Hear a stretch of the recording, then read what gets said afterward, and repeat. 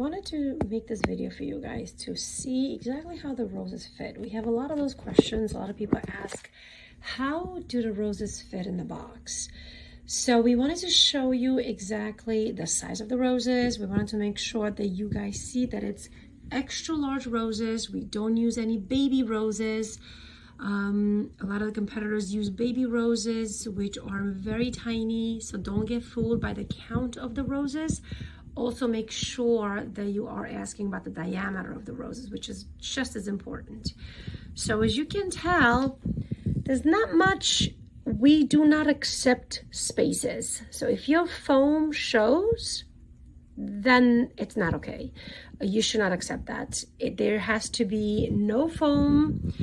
The roses have to come over the box, not inside the box, because you are paying for the roses, not a carton box.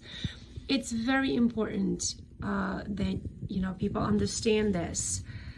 So all of our roses, as you can see, everything is covered. No foam showing.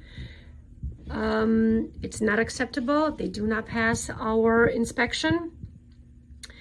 And it's very important that they look nice, full, fresh. It's just a certain look that you need to achieve. So again, no spaces.